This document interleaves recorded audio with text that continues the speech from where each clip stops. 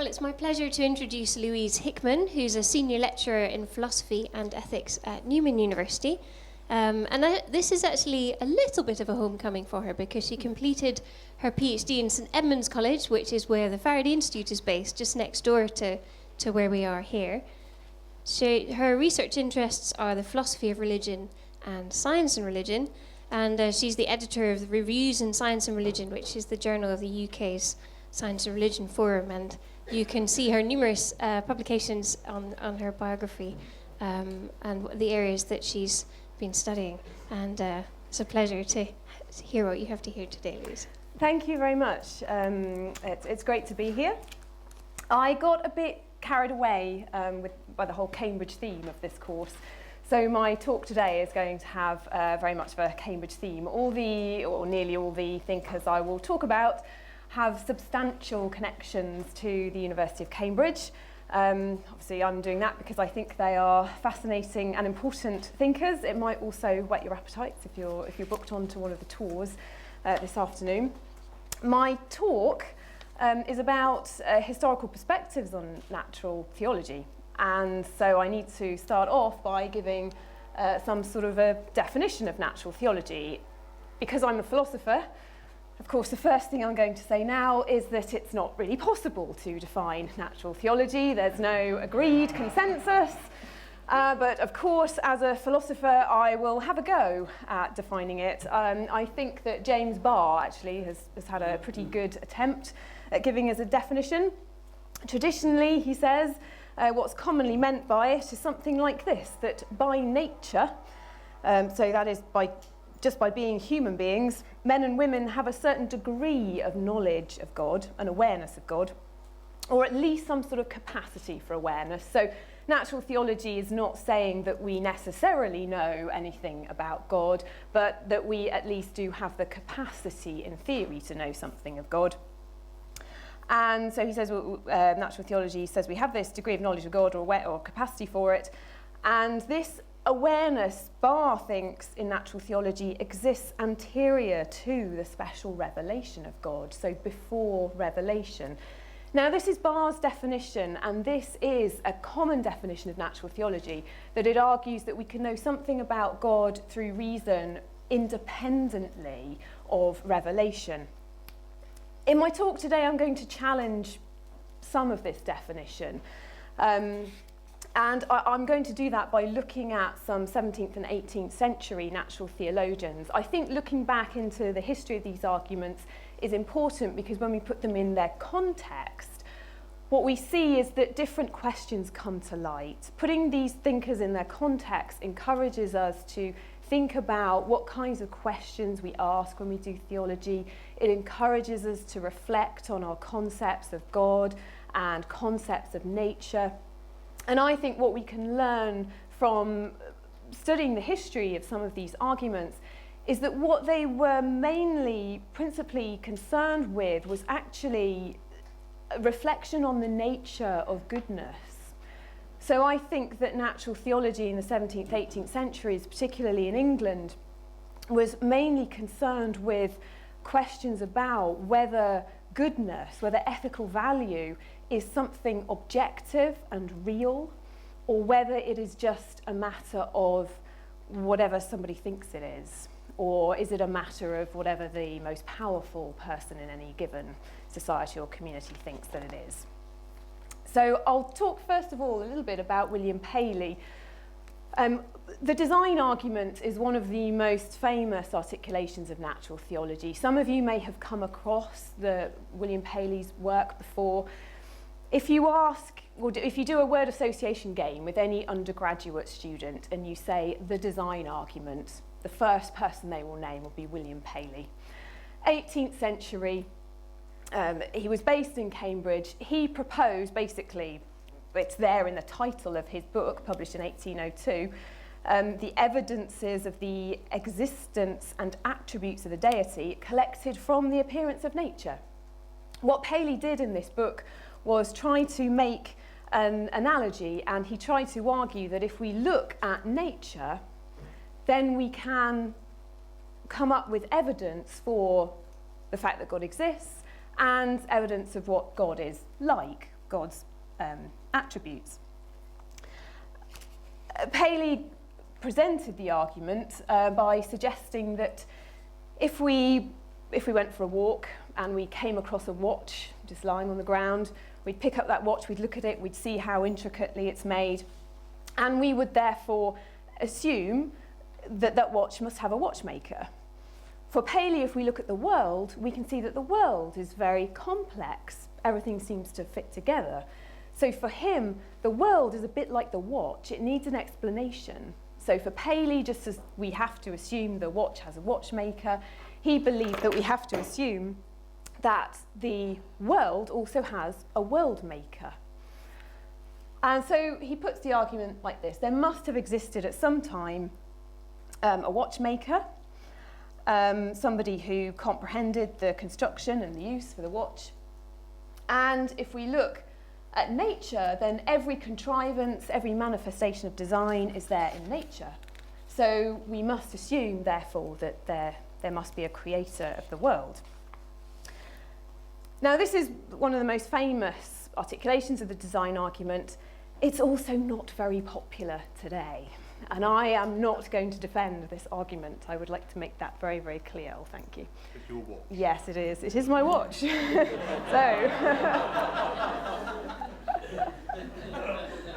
yes, handy visual cue there. Obviously, post-Darwin, the design argument, the way that Paley formulated it, doesn't have very many defenders today. But actually, Darwin himself was quite struck by this argument. He, like Paley, did assume that there must be some mechanism which results in the Earth as we see it today. And Darwin's biggest problem was actually with the existence of evil and suffering. So this was the problem that Darwin had in terms of theism. But what I want to talk about, I'm not so interested in Paley. What I'm interested in is the fact that Paley represents the end of a flourishing of design arguments and other natural theological arguments in the 17th, 18th century. This period of history in England has been called the heyday of natural theology. It was a kind of golden age. We see all sorts of different arguments for design and cosmological arguments being thrown out during this era in England. That fascinates me. Why do we suddenly see this here and now?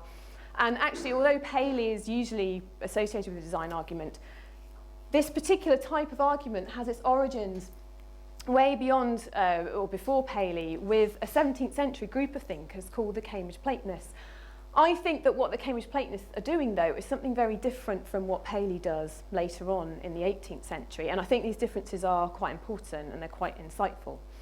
So you might not have heard of the Cambridge Platonists. Even most people who work in my field haven't heard of them, so I get a bit of a funny look, even from colleagues when I mention them. But they are becoming increasingly popular. More and more people have studied them in the last 10 years or so. So we are ahead of the curve here in thinking about them. The figurehead is usually regarded as being Benjamin Whichcote. He was from Emmanuel College, and Emmanuel College was founded as a Puritan college for the education of Puritans. But Benjamin Whichcote, though he was Puritan, but he rebelled against the Calvinism. He wasn't happy with the Calvinist perspective. So he basically founded a tradition of thought that his later followers within Cambridge picked up. And these later followers, the most famous one is Ralph Cudworth. There's also Henry Moore associated with this group. I'll talk about both of those in a minute. John Smith is another famous member of this group, and they're a group. I call them a group, but they're sort of loosely related. Really, it's hard to say whether they form a movement as such, but they were a group of thinkers who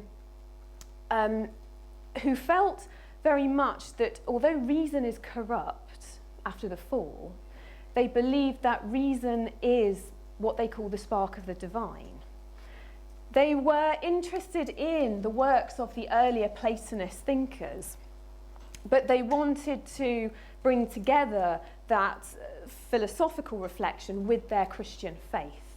They did not think that faith and reason are opposed. Instead, they thought the two can be brought together in unity. They were very, very interested in the new scientific developments that were happening in their era, and they felt there was no conflict between these new developments and their religious faith. So reason and science, they thought, were entirely compatible with their religious beliefs. So they wanted to find and articulate a philosophy that could bring all of those things together. As I said, they did react, and the rest of the Cambridge Platonists reacted very much against Calvinism because their main worry was that Calvinism, and William Perkins is a classic example of someone who put forward this view, the Cambridge Platonists thought that Calvinism takes us towards a position where God's justice is just a matter of God's will. They were worried that within Calvinism, right could be turned into wrong if God just changed God's mind, if God willed it that way. God could invert the nature of good and evil. They weren't happy with this. And some of this comes from their political context. They reacted very, very strongly against the political philosophy of Thomas Hobbes. The Cambridge Platonists and Hobbes wrote at a time when Britain was facing a lot of political upheaval. Charles I had been executed. There was an interregnum. And then Charles II was restored to the monarchy in 1660. And Thomas Hobbes wrote his book Leviathan during the interregnum at a time of civil war. Thomas Hobbes argued that actually it's really important to have a strong sovereign, and the strength of that sovereign has to be safeguarded by the sovereign determining what religious truth is. So for Hobbes, the Cambridge Platonists thought, truth is a matter of power.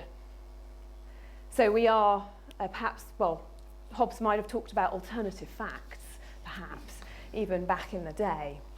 And the Cambridge Platonists, really, it's part of their mission, I think, to argue against this position. For them, truth is objective, religious truth is objective, and goodness is something that is absolute.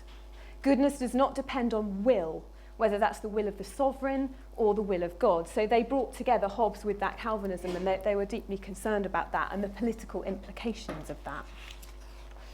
So Ralph Cudworth, I'll look at him and then look at Henry Moore. Cudworth put forward a design argument in his book, The True Intellectual System of the Universe. It's a massive, massive book. It goes into 3 or 4 volumes when it's republished. He decided he'd bring all the arguments of atheism together and then argue against them. When he defines atheism, he means Calvinism and he means Hobbes, essentially. So he links them together. Hobbes was a materialist thinker, according to Cudworth. So for Cudworth, Hobbes is dangerous because he thinks that nothing really exists apart from matter. If nothing exists apart from matter, then where does truth and goodness come from? Cudworth's worried about this. How can you talk about there being such a thing as goodness if the only thing that exists is just material stuff? So Hobbes is dangerous, and he thinks the Calvinists are dangerous because they are one step, I suppose, towards a Hobbesian view. So it's part of Cudworth's mission in this work to establish, he says, the belief of God by philosophic reasons. So thereby establishing that theology is not, I quite like this quote, the inconsistent and contradictious notions. So the idea of God is not confounded nonsense of astonished minds. Within this position, as I said, what he's trying to avoid is Thomas Hobbes' materialism and the idea that the universe is just a result of chance, because if there's nothing but matter, the universe must have come into existence purely by chance. That's a position he wants to avoid. And he wants to avoid also the idea that was there in the philosopher Descartes, that God acts immediately all the time. So God does everything. That's like the opposite, if you like, of a kind of material chance universe, the fact that God's doing everything all the time. Cudworth wants to find a kind of middle path between these two positions. So in his design argument then, he suggests that the form of each animal, each system of the world, is marked by regularities. That, he thinks, is something we can see by looking at the world. And he insists that mere chance couldn't have given rise to this. Because it couldn't, the divine mind and wisdom has put its seal onto the world.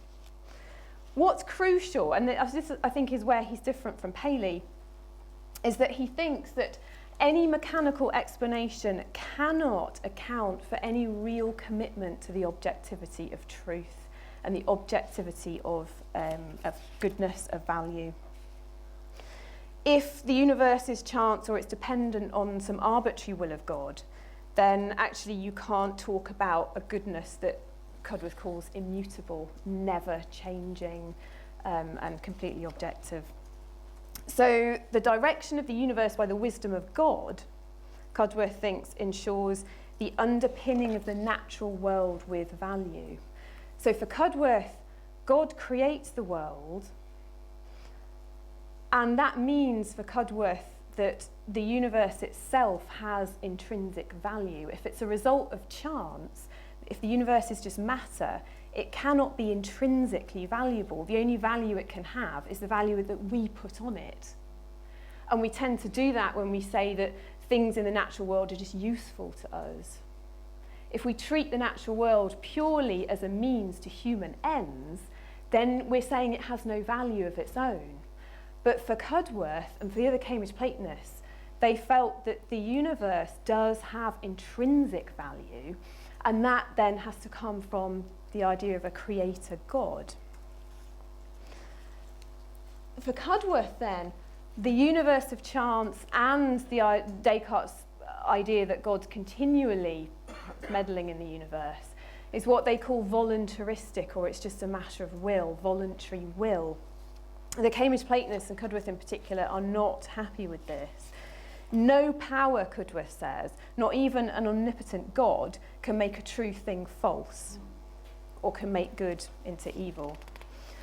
So the main attribute, the main character of God for Cudworth is not power, but it's benevolence. So they're not saying that God's will doesn't have a lot of power. They're not saying that the universe is not the creation of God. But what they're saying is that the primary attribute of God is God's goodness, if you like. It's the nature of God to be good and to be just and to be true. And that nature will determine what God does and what God wills to do. So God's not suddenly going to turn evil into goodness, because that would be against the nature of God, because God is good. So God's will, therefore, will not turn goodness into evil, because God is fundamentally a good God. And the line of this argument, for Cudworth, no power can make something to be indifferently true or false. Truth is truth. There are no alternative facts for Cudworth, so truth is not power. And this argument goes back all the way to Plato's natural theology. So Cudworth is a Cambridge Platonist. For the Cambridge Platonists, they drew on many of Plato's earlier writings, and they felt actually that the writings of Plato were divinely inspired. They saw Plato as experiencing something of the revelation of God before Christ, essentially. They felt that every human being has access to some of the truth. They were Christians, they thought revelation contains the whole of truth that's in the Bible. But they felt that other people who might never have read the Bible because they lived before Christ even existed must have had some revelation from God. So for Plato, they almost thought he was a bit of a Christian before Christ, I suppose. And in Plato, we see the first articulation in Western writing of a design argument. For Plato, he distinguishes between design and soul on the one hand and matter and chance on the other. For Plato, it can't be that only matter exists. Plato is fundamentally anti-reductionist. Matter cannot be the only thing in existence. There must be something else, and that something else is usually called soul by Plato. And for Plato, he thinks that soul is the cause of everything. For him, it seems quite clear that animals, for example, might be made of matter, but they do move themselves. So for Plato, this is an example of soul, if you like, in an animal, moving the animal. So it's quite clear for Plato that soul comes before matter.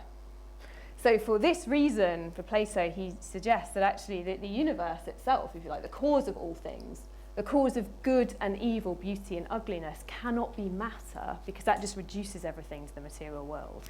Instead, he argues it must be a matter of soul, or it must be a concept of soul.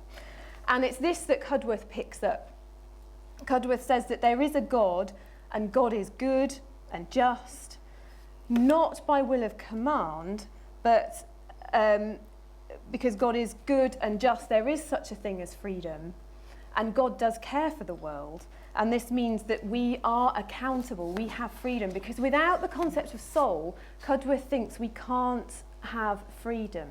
If we are just matter and material substance, then how do we make choices, and how are those choices not just dependent on the material composition of our body? So if we update Plato here, it's a bit like saying, well, are we just our genes? If we have freedom, then is there something more than just my genes making decisions about what I do? So for Plato, I think he uses that term soul to try to talk about that something extra that we have that's not just our material bodies or our genes and so on. There's another text that the Cambridge Platonists thought was important, and that was Plato's Timaeus, where Plato describes the creation of the universe and describes it in terms of some sort of demiurge or demigod, if you like, who models this physical universe in a mixing bowl. But this demiurge or demigod has his eyes on absolute truth and absolute justice while he is mixing this physical cosmos. For Plato, that explains the way in which this world is good, and this world has goodness and truth and beauty as part of it. This world mirrors absolute truth and absolute justice. And because it mirrors it, that means that human beings can understand it. Things don't all just happen by chance. There is order and there is regularity. And that means that human beings can understand the world. So the Timaeus and Plato's laws form key texts that the Cambridge Platonists pick up. And these ideas are there in Cudworth's design argument. He says that knowledge of causes must necessarily lead to some sort of knowledge of God. Now, for this, he doesn't mean that we can necessarily read off of nature some argument that God must exist. Instead, he suggests that no mechanical worldview could ever account for a conviction that truth and justice and goodness really exist.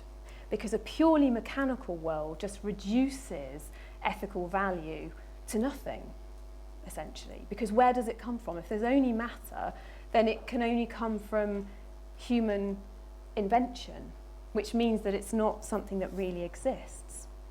So within this natural theology then, Cudworth suggests that the way that we look at the world is important for him. We can look at it in two ways. We can look at the world materialistically, seeing it only as consisting of matter, or we can look at it as full of value, full of wonder, full of awe.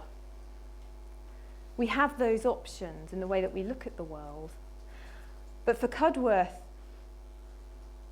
it's only a commitment to a creator God and a commitment to goodness as truly, really existing that can explain why the universe exists at all. So he's not trying to say that we need to infer the existence of God from the natural world. I think what he's doing is saying that actually, once we commit to seeing the world as creation, then actually it seems quite obvious to us that it's only a non-materialistic world that can give us any assurance that truth and goodness really do exist independently as things in themselves. So for Cudworth, the main conviction he had, I think, is that matter is not dead, he says. It's not just matter, but it is, he says, replete with value. So as I said, matter is not there, sitting there passively, waiting for us to put a value on it. A creator God gives it value, it has inherent value, and we have to respect that. Some of the later Platonists, like Samuel Taylor Coleridge, picked up Cudworth's argument and were highly influenced by his argument. And so for the later Romantics, the contemplation of nature is crucial. That when we contemplate nature, we are contemplating God. That is because the universe contains value in and of itself and can give us insights as to the goodness of that God. Another argument of the Cambridge Platonists was about the link between God and space. And Henry More is important here. Henry More taught Isaac Newton at Cambridge, and Henry More proposes an argument about God and space that Isaac Newton picks up. I'll just try this argument out on you. Bear in mind, again, I am not saying that we have to be convinced by the argument itself, only that I think where More is coming from can give us some interesting insights. More argues that it is possible to imagine space existing after the removal of all matter. So if you imagine all matter has gone from the universe, it's all disappeared, but for More, you can still imagine that space exists. But there's something funny about space. Space is different from matter. It's not tangible, and it's not what he calls impenetrable. So matter is tangible, but space is fundamentally different. Which means there's something different about matter and space. They are different things. So space, he thinks, must be incorporeal. Matter is corporeal. It's made up of bodily stuff. But space is not. And More suggests that space, because we can imagine it existing when everything else, all other sorts of matter have gone out of existing, he thinks it must be somehow self-existent or eternal. But you can't have more than one self-existent and eternal thing existing, because God is eternal and self-existing. So you can't have space as some sort of opponent to God in the universe. For More, it seemed quite clear to him that if such a substance as space exists, then that is going to be identical with the self-subsisting God. So space, according to More, is some sort of aspect of God. This is an argument that is not purely philosophical. It actually has deep roots in the mystical tradition. Space is everywhere. We can't get away from it. And God is everywhere, More thought. We can't get away from God. So space and God can't be two things that are in opposition to one another, like two competing powers. For More, it seemed obvious that space then is part of God. So for More, space is the way in which God can be present to all things at all time. So space is real and it's also divine. And there can't be anything eternal, infinite, and immense existing apart from God. So the two have to be the same. So if we examine the nature of space, we can see more things. That it's infinite, it's immense, and there can only be one infinite, immense thing existing, which is God. So God and space have to be the same, or space becomes a sort of aspect of God. For More, the same is true of time. Time exists eternally, and we can't have two eternal things existing, so time and space are both aspects of God.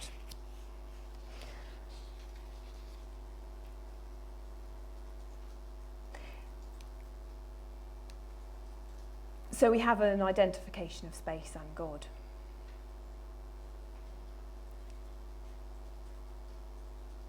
Now, you may not be convinced by that argument, but somebody was, and that person is Isaac Newton, in fact. And as I say, Henry Moore taught Newton at Cambridge, and we see that Newton basically adopts this argument wholesale. This idea of space as an attribute of God is there in Newton's writings, and it comes to the fore, I think, in Newton's later works particularly. We can see different editions of the Principia, and in the later editions, Newton puts more emphasis on this idea of God as space. For Newton, like Moore, he argues that you can't have any being existing which isn't related to space. It makes your heads go funny if you try to imagine something material existing which is not existing in space. So for Newton, he argues space kind of presupposes everything in existence. There's something special, he thinks, about the nature of space because it is different from all material things. Space is uncreated, he thinks. It's eternal. It's the receptacle within which all other created beings come into existence. You can see how he's using almost divine terms to talk about the idea of space. And he talks in terms of, I suppose, space, the way space is the way in which matter can be. So matter can't be without the idea of space. So he argues that based on Plato's philosophy of the Timaeus, Newton argues that space is basically the receptacle on which God acts to impose the form of matter. So space is like a receptacle, and I talked about the Timaeus, Plato's story of creation, where the demigod creates matter in this kind of mixing bowl or receptacle. This idea comes through really clearly in Isaac Newton's work, that space is like that receptacle in which God creates all kinds of matter. So this means for Newton, just as much as for Moore, there is no place where God is not, because God is in all space. And Newton, again, like Moore, he took the scriptures very, very seriously. So he's not just taking Plato's work and trying to sort of Christianize Plato. He's trying to fuse, I think, the Platonist thought together with the mystical tradition. For Newton, he read the Hebrew texts, and he was fascinated by the Hebrew concept of makom, or place, the role that place plays in the ancient Hebrew writings. And in fact, the role that place played in the ways that the ancients built their temples. So the way the temples were built was really, really important. I suppose this might be true, say, of the Egyptian pyramids, for example, that they point to stars, or that they are sort of in place, that the way in which they're built is really, really important. Because in those ancient religions, place was so important, this relationship. And what that means for Newton and what it meant for Moore, because space is divine, that means everything that exists in space has some sort of shades of divinity about it. So nature, everything in nature, is actually infused with divinity. So the cosmos itself becomes a sacred place or a sacred space. This is very much opposed to Descartes' ideas that matter is completely separate from God. For Descartes, matter is mechanical. And matter and the divine are completely distinct.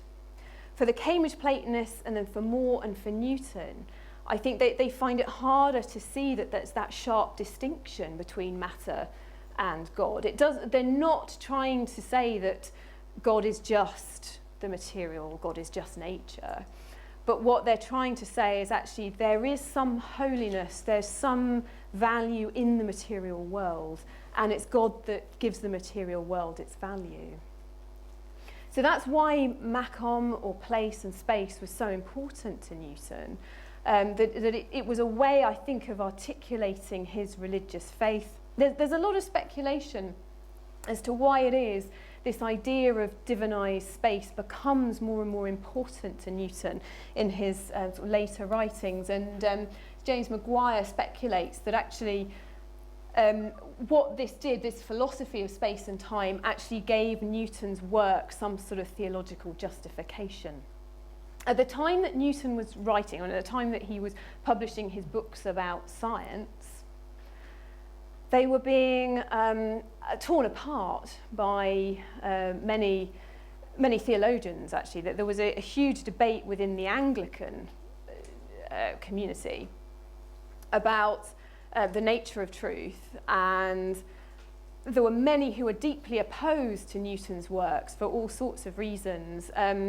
And many of the Newtonians actually picked up Newton's work and felt that it gave strength to their theology, because Newton believed in a regular, ordered universe, one that human beings could understand by using reason and rationality. That illustrated to many theologians that reason and rationality is an important tool of insight into theology.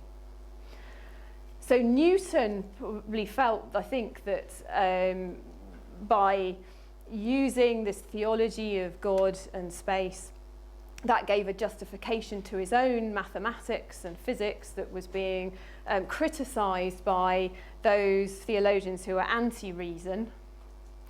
And those theologians who were in favour of the use of reason felt that they could use Newton's work to justify their understanding of reason. So at the time Newton's writing, you've got basically quite an argument going on between those theologians who were anti-reason and those theologians who were very much in favour of using reason in religion. And Newton's works were used by those in favour of reason in religion to basically justify their own position. So Samuel Clarke was the most famous defender of Newton in the early 18th century, and he himself picks up this idea of place and space. He puts forward a similar argument that God must have space as one of God's attributes. And for Samuel Clarke, he used this in particular as an argument against Thomas Hobbes. So Hobbes was still, Thomas Hobbes' Leviathan was an enormously important work in political philosophy. Thomas Hobbes' Leviathan was still justifying the position that truth is a matter of power.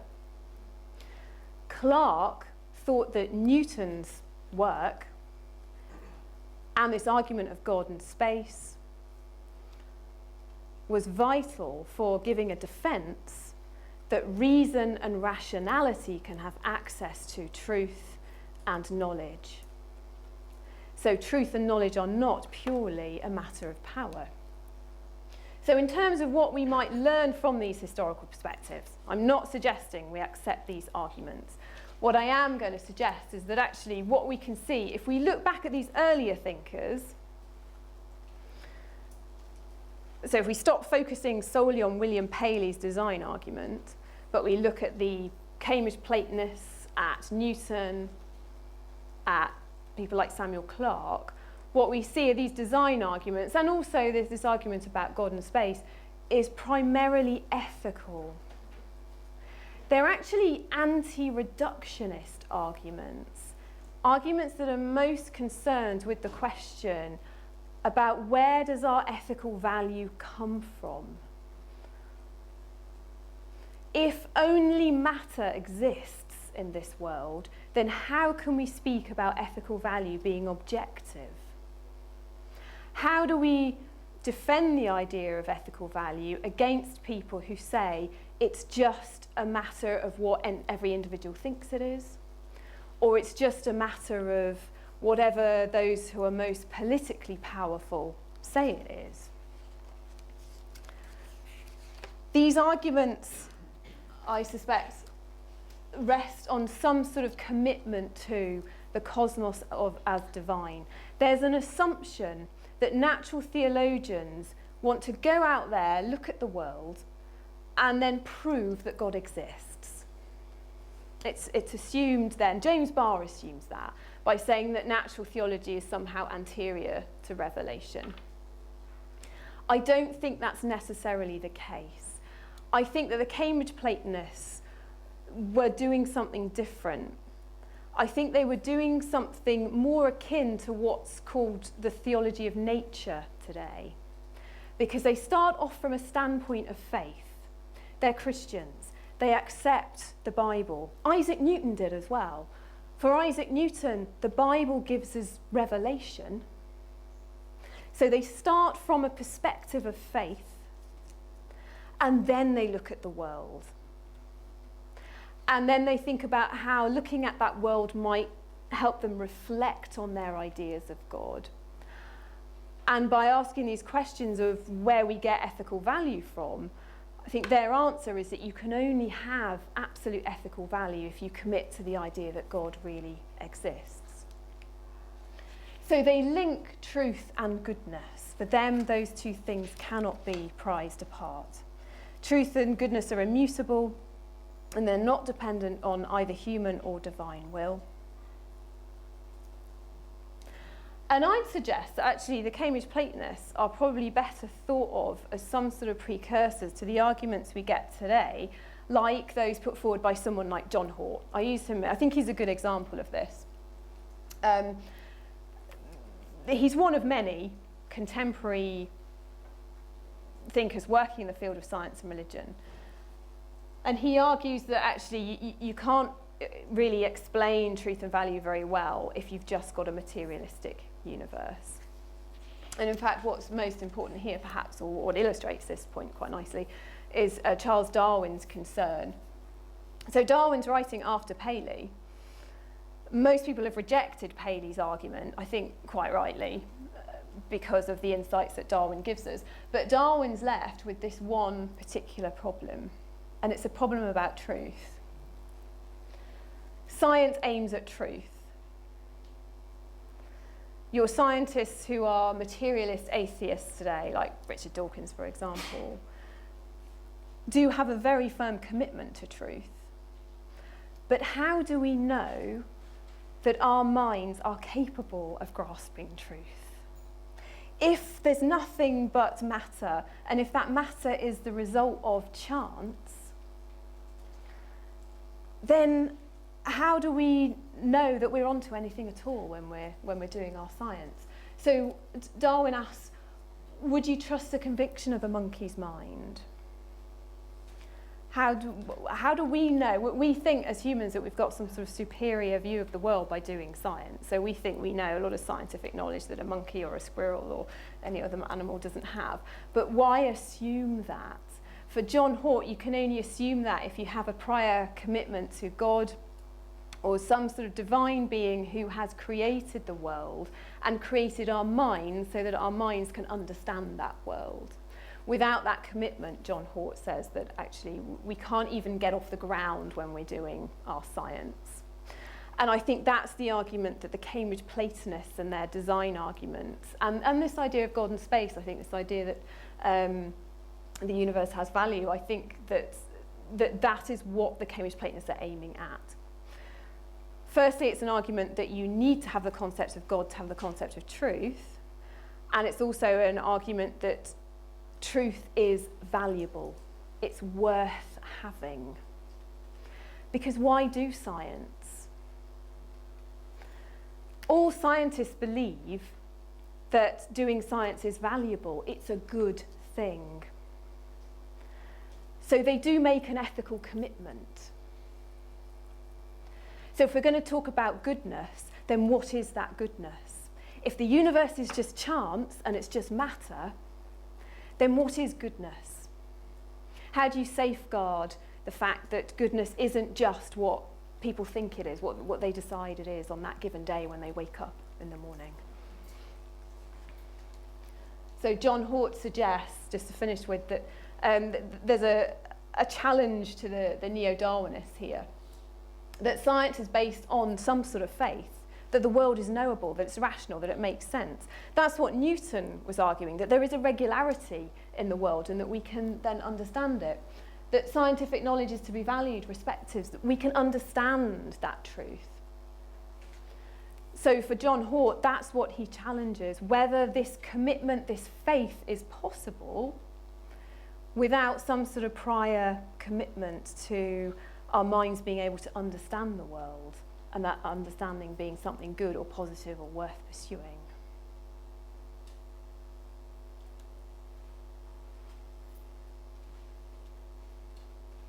So it's this, I think, that's most important with the study of history. I think studying the history can help us to see how complex these thinkers are in the 17th, 18th century. They stop us lumping together all design arguments as one and just thinking, that's Paley, that's done and dusted. We've forgotten that. It's no good now. If we look again at some of these arguments, we might not want to accept them as they are, but there is perhaps a commitment that they are based on that I think is worth looking at again. That's it. I'm happy to take questions. Thank you.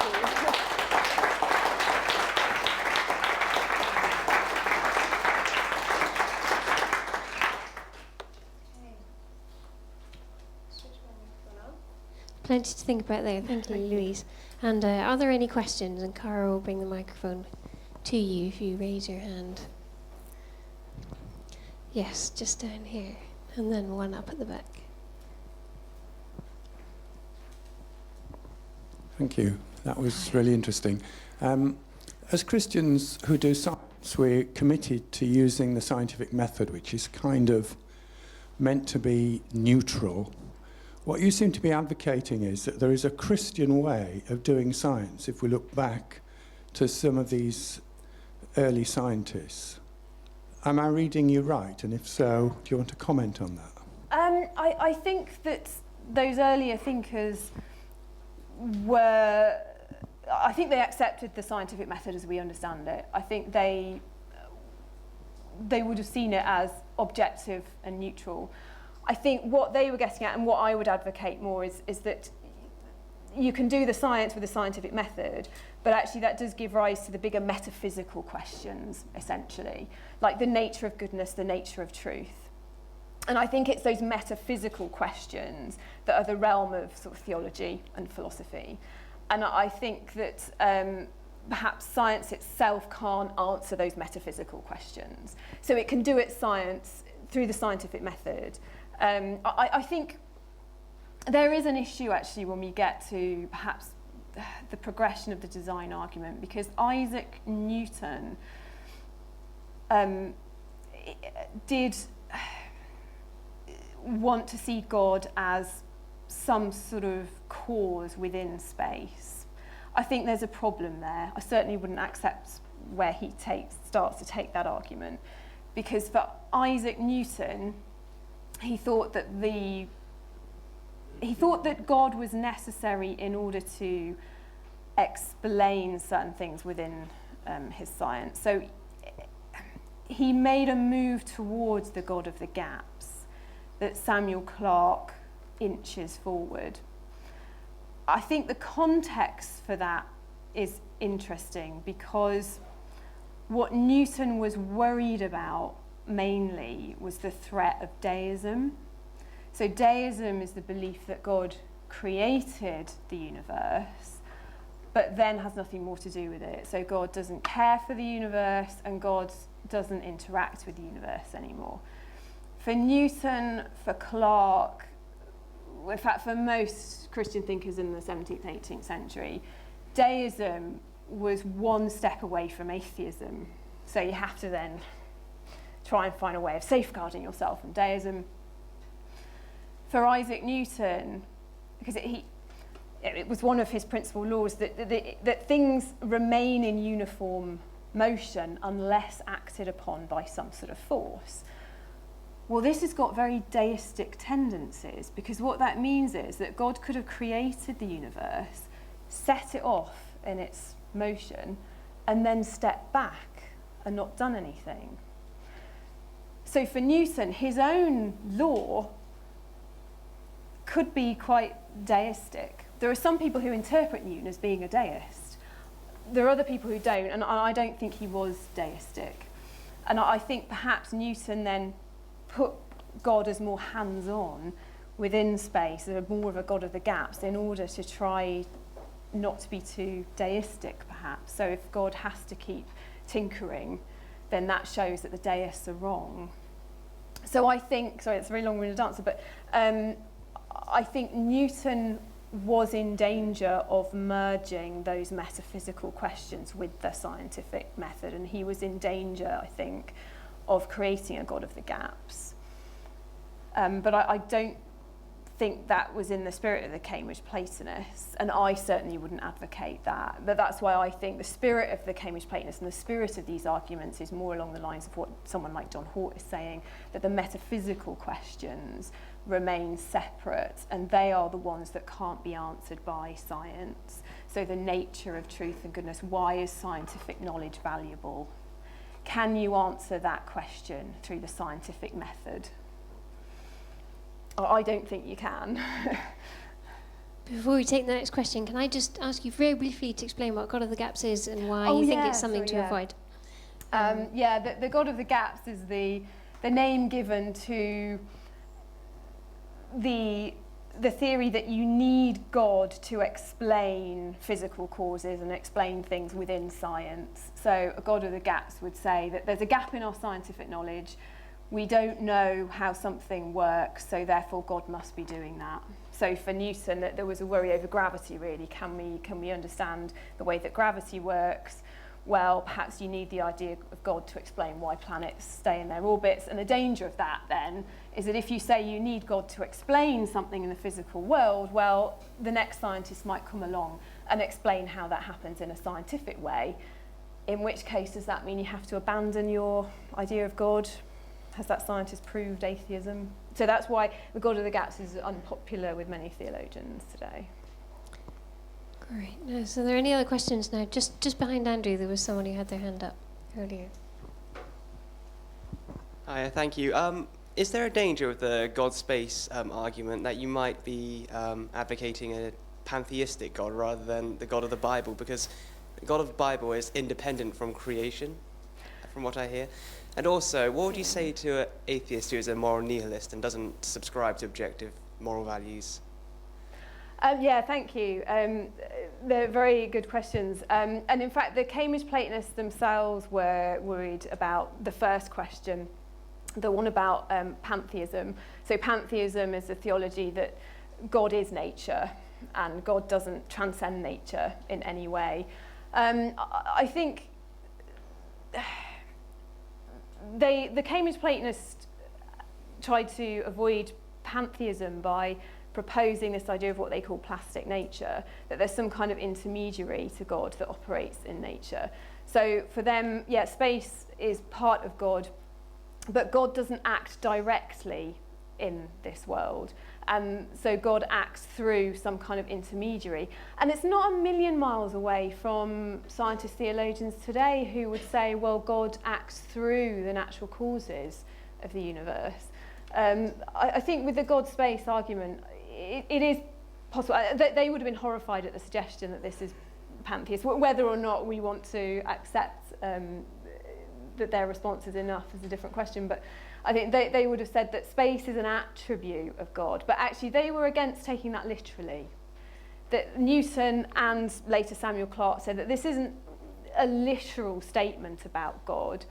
What it means is that space is somehow infused with divine value. And actually, they would have said that's in keeping with the Christian scriptures that insists that God creates, and what God makes is good. What God creates has value to God, and that they would have said that actually this idea that that God is, I suppose, or that nature is completely devoid of some sort of divinity, they would say is actually quite a mechanistic way of looking at the world and isn't quite in keeping with the spirit of biblical religion. So I think they would have wanted to avoid that pantheism. And in terms of the atheist who would, I suppose, just reject that argument, I think I wouldn't be convinced, actually, because I think this question of where does goodness come from? What is goodness?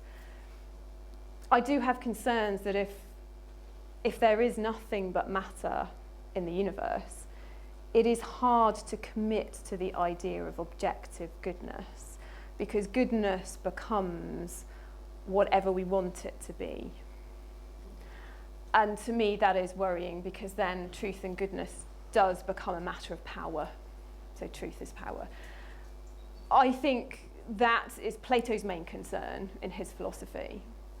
He was concerned with those thinkers in his own day who argued that justice is in the interests of the stronger. So that's the main argument that Plato argues against in his book, The Republic, his most famous work.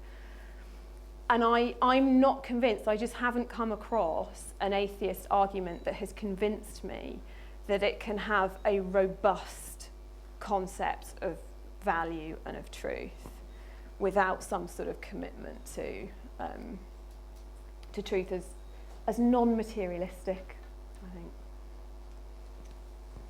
So, question just to your left, Kari, yes. So it's interesting to hear about all these contributions from Plato's philosophy, but were there substantial contributions made from Aristotle's way of seeing things?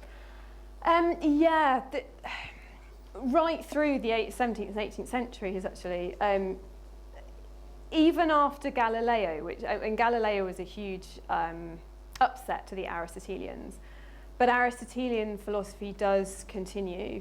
And you see that in many philosophers who actually saw Newton as a threat to the Aristotelian system. So perhaps it was Newton, I think, that brought the dominance of Aristotelian science to an end. So there are various debates. Lord Monboddo is one in the 18th century who's a fierce defender of Aristotelianism and argues with some of the Platonist thinkers. So Aristotelianism does start to dissolve, I think, because the main foundation of an Aristotelian system was that this idea that the circular orbit was the perfect motion, because for Aristotle it was quite clear that a circle is the perfect shape, so therefore everything happens in circles. Well, Newton's theory of planetary orbits wasn't strictly circular. You've got projectile motion and then you've got gravity, and that's what keeps planets in their orbit. And because of that, you've got more of a zigzag in a way than a perfect circle. The Aristotelians were insistent that Newton couldn't be right about this, and this created a huge problem. And it created a huge problem about what does God do? Because surely it's God that's put these perfect circles in motion. And of course, Newton's theory wins out. So although there were Aristotelians there, they tended to be quite anti-Newton. And I think perhaps the dominance of Newtonianism just was the end for that Aristotelian science. Okay.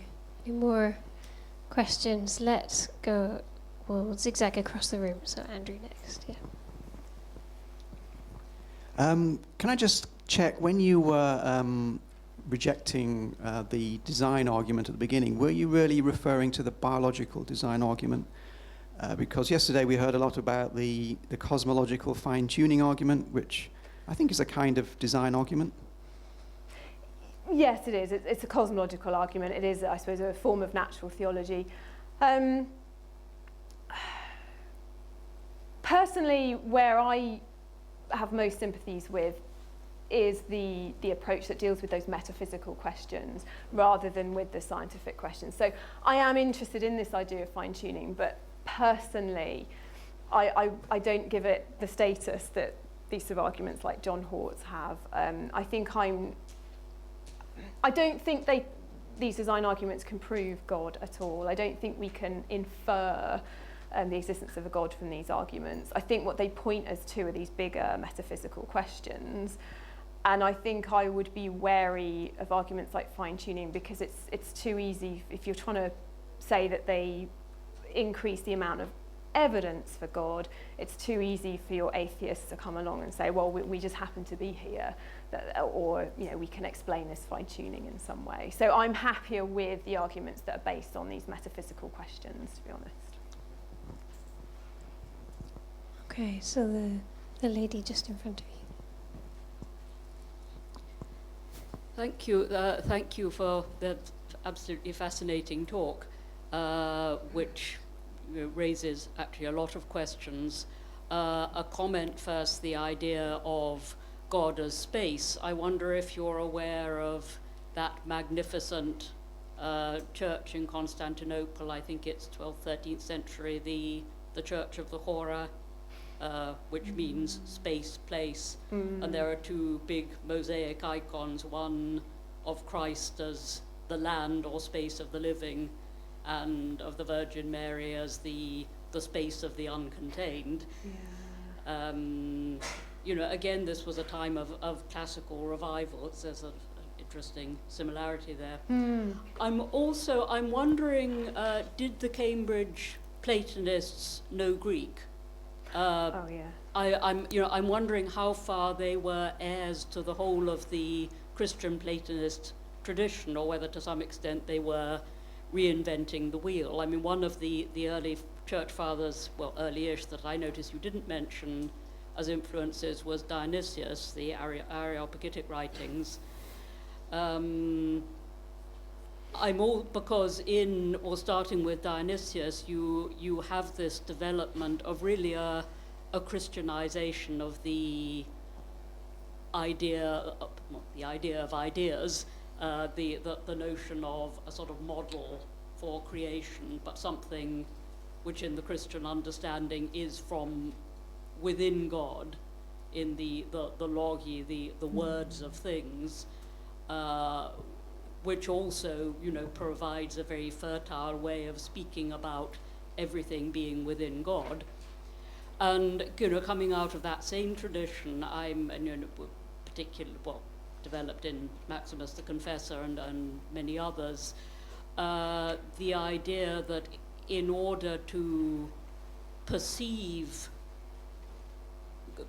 creation properly, and therefore perceive truth in it, there is, this isn't, as you said, this isn't simply a reasoning process. It's not just the reasoning brain. It sounds as if in their understanding it is closer to the Greek idea of logos, and nous, a spiritual intellect. But did they have an idea that there is some process of purification required so that we can perceive correctly? Sorry, that's a lot of questions. No, really interesting point. Thank you. Yeah. Just to answer the last one first, yes, absolutely, about this purification. They did not think that you can just reason and then you've got your answer. There are differing interpretations of the Cambridge Platonists. There are some who see thinkers like John Smith as becoming very, very mystical, actually, and going down this kind of mystical route of purification. There are others who would see the Cambridge Platonists as, with that purification, being more a matter of honing your reasoning skills, if you like. So it's this debate about whether you need to embark on a mystical way of life, and then you get to the truth. Do you have to become one with God and practice mystical exercises in order to have that unity with God, or that knowledge, if you like? Or is it a matter of using our reason and sort of honing those rational skills more and more? The Cambridge Platonists are interpreted in two ways, really. I think personally they very much thought that any knowledge that can be got through reason is not self-evident, but it needs a lot of work, basically. I think what philosophers call epistemic humility is very important for the Cambridge Platonists. We have to have humility in what we can know. So epistemology is about knowledge. For them, you have to have humility. That's the first step. We have to know what we don't know. We have to be aware of our own ignorance. And so in order to gain knowledge, that is the purification process that they think we have to go through. So they were, I think, well, they borrowed from mysticism, and they did borrow from those earlier Neoplatonic texts, absolutely. They knew Greek. And in fact, it's been said that the name Cambridge Platonists is a bit of a misnomer, really, because they were more sort of Neoplatonists and Platinian than they were Platonists. And I think what they were doing, rather than, strictly speaking, inventing the wheel, I think they were reinventing the wheel. They were trying to utilise what they saw as the best of that sort of Christian Platonism and I suppose make that relevant to the world that they were living in, which was one of the new science, the 17th century. So I think they were trying to bring together faith and reason, bring together science and reason in a way that was true to that Platonist, Christian Platonist tradition that they saw themselves a part of. Great, thank you. Yes, and just do it at the end of the row here. Dennis.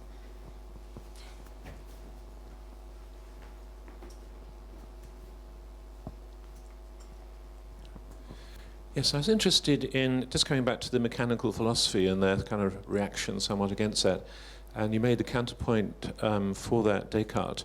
I was wondering how they interacted or not with people like, let's say, Robert Boyle, who of course was passionate in his mechanical philosophy, really down to his sort of atomist ideas and so on, and yet profoundly and deeply Christian, of course, and also who had a very deep sense of God's involvement, immanence, and upholding of the created order. So, and also people like Mersenne and the Catholic tradition as well would be, I guess, in the sort of mechanical philosophy tradition.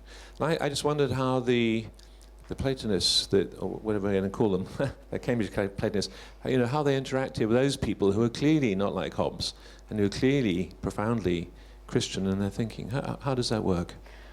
Yeah, it's a very good question. I oversimplified really in this talk because the Cambridge Platonists' relationship to Descartes is really, really complex. In fact, Cudworth and Moore started out really quite Cartesian in their thinking and then gradually sort of move away a bit more from Descartes. So I think for them, the main concern comes from their sort of context of worrying about the supremacy of will in terms of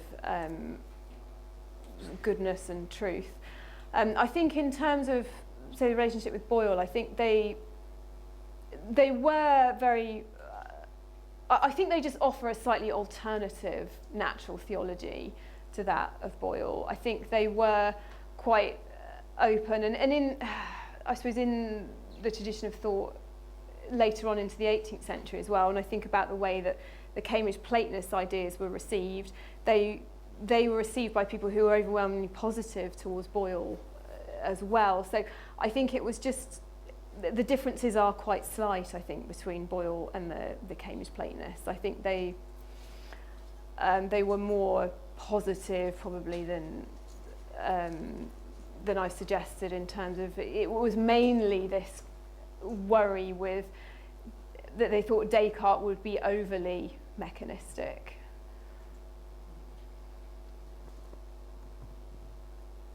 Great. More questions? Yes, let's go over here.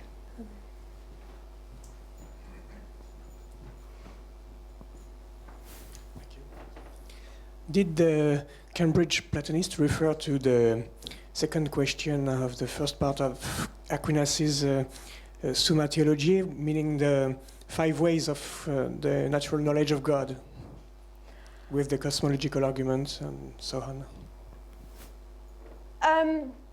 Cudworth more than the other, they don't present it as such. In the true intellectual system, Cudworth brings together the main arguments as he sees it, and he doesn't explicitly argue or engage in much detail with Aquinas.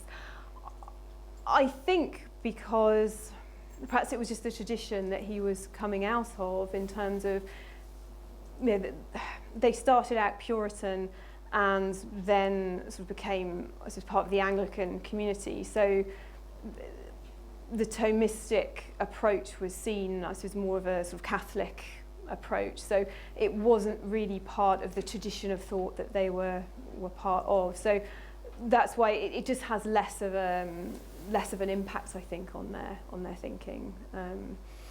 I think if they were around today, I think they would be perhaps quite open to this idea and interpreted in terms of continuous creation, I think. So within the Aristotelian cosmological argument, I suppose you can interpret it as being about a first cause in terms of time, or you can interpret it in terms of being God's continual creation. And I think they would have been quite open to this idea of continuous creation. Okay, so time for a couple more questions. Yes, let's go.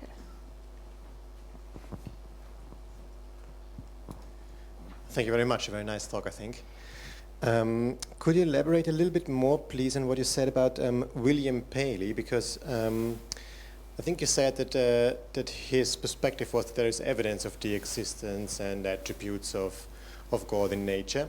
But, and that seems to resonate quite well with what we read in Romans chapter 1, for example, where Paul says that by looking at nature you can sort of see the attributes of God.